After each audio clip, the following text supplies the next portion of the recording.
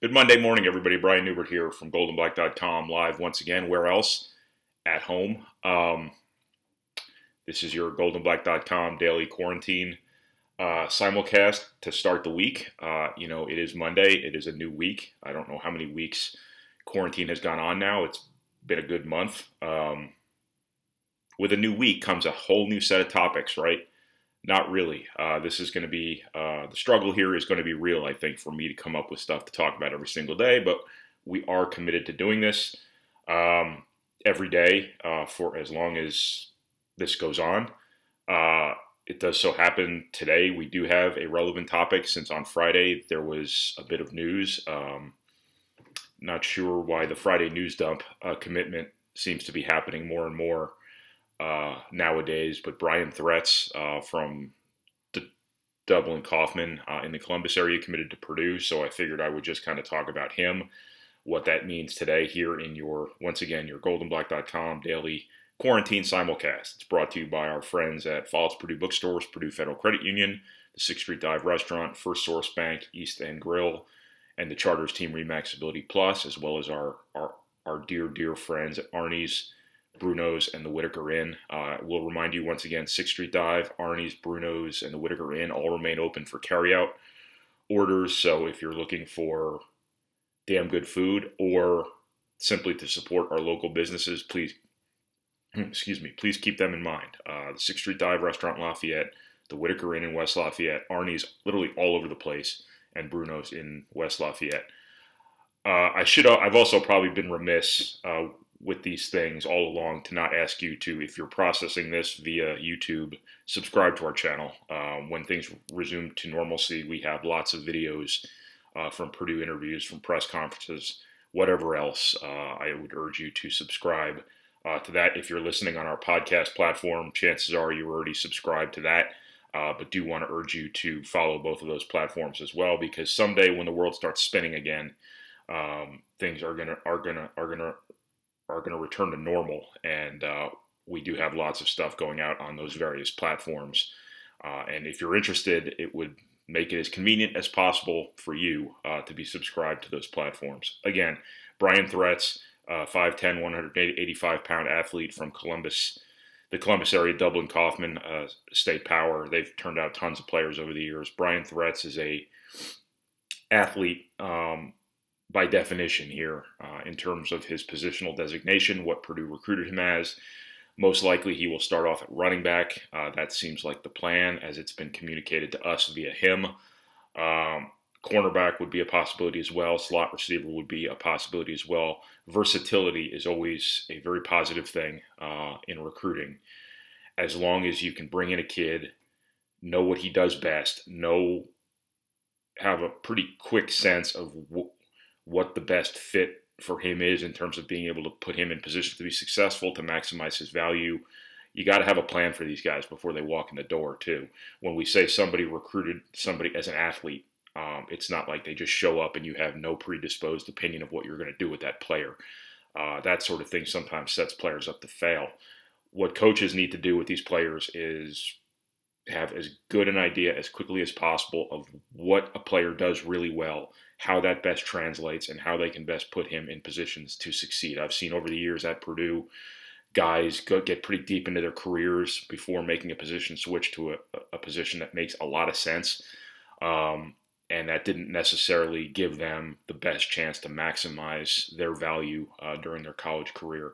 But Bryon Threats is a guy, again, who could play a lot of different positions. And, for this coaching staff and a lot of coaching staffs nowadays, being able to play a lot of different positions as an offensive player doesn't really mean you can't play one, because sometimes coaching staffs don't ask you to play just one. I think had Rondell Moore stayed healthy this past season, you would have seen him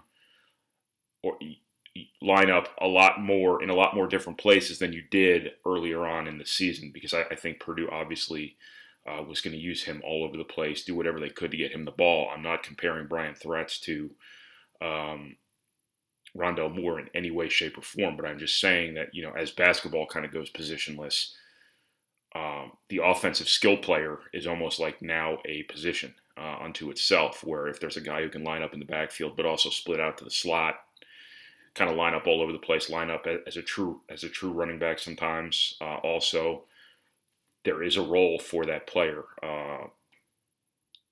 It's really, really valuable to be able to disguise what you're doing on both sides of the ball. If you have a player you can put in your huddle and the defense doesn't know where he's going to be, if anyone even huddles anymore, I don't know. But if someone does huddle, if they're the outlier in college football and they actually huddle, if you have a player in that huddle where when you break said huddle, let's see how many times I can say the word huddle in like 5 minutes. It can help you kind of be unpredictable. And everybody on offense nowadays wants to be unpredictable. It would seem like players like Bryon Threats are that sort of guy where you can use him a lot of different ways theoretically, and you can find some value there. If he ends up being a defensive player, cornerback remains a pretty significant emphasis for Purdue. That's a position where I know they'd like to get better long term. They'd like to have maybe a little bit of a higher caliber player at that position. Threats, I don't know exactly what his skill set all entails in terms of his ability to play cornerback, but it would seem like a possibility as well.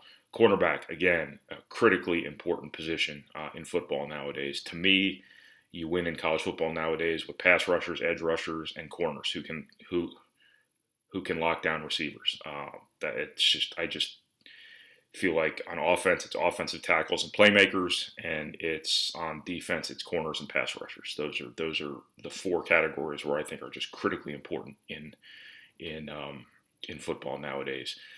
If Bryon Threats ends up at running back, here's kind of what the lay of the land looks like moving forward. Obviously, Purdue has King Daru for 3 more years, a guy who showed this season that he's got a pretty promising future at Purdue.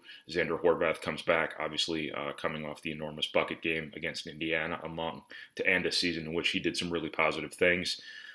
Purdue brings in Tyreek Murphy, obviously the running back they wanted for the class coming in. The depth chart probably isn't as bare, as vacant as the one that Purdue recruited Tyreek Murphy to, because all of their players were unproven. Now King Daru has had a good freshman season. Xander Horvath has done some positive things. You have a good core moving forward here.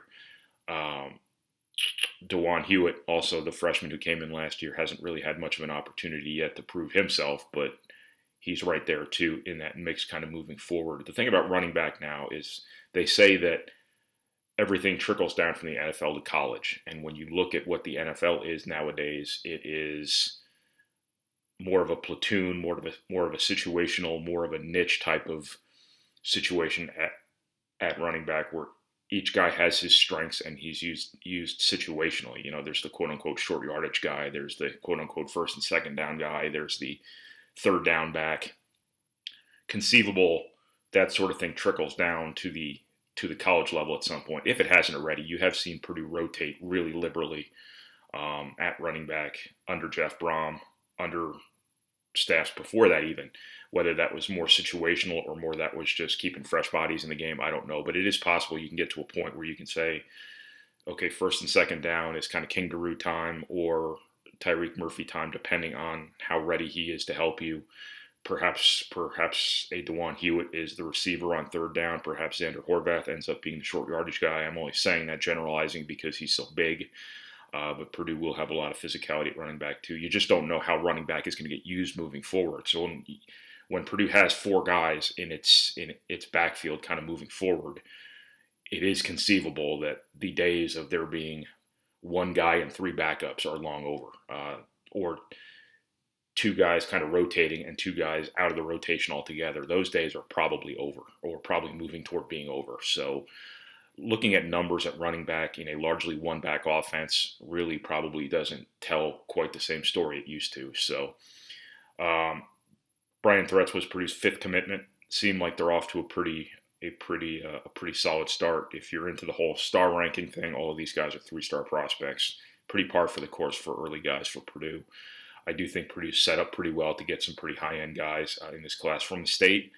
Not sure if they're going to be able to have the same pull with some of the higher-end guys from out of state as they have in past classes, but time will tell on that. I think a lot of the guys that they've gotten in past classes from outside of their state or outside of their de facto state of Kentucky.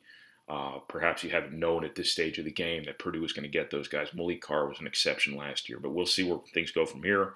Bryon Threats was Purdue's 5th commitment. They're kind of off and rolling here. We'll see what the rest of the process looks like. That's what I got. This has been your goldenblack.com daily quarantine simulcast, brought to you by our friends at Follow's Purdue Bookstores, Purdue Federal Credit Union, the 6th Street Dive Restaurant, First Source Bank, East End Grill, and the Charters Team Remax Ability Plus. I have to get on the radio here in 3 minutes, so I'm talking super fast. I want to remind you once again, if you're looking for damn good food, you're looking to support local business, please keep in mind the 6th Street Dive Restaurant, Arnie's, Bruno's, and the Whitaker Inn. Thanks, everybody. We'll talk to you again tomorrow.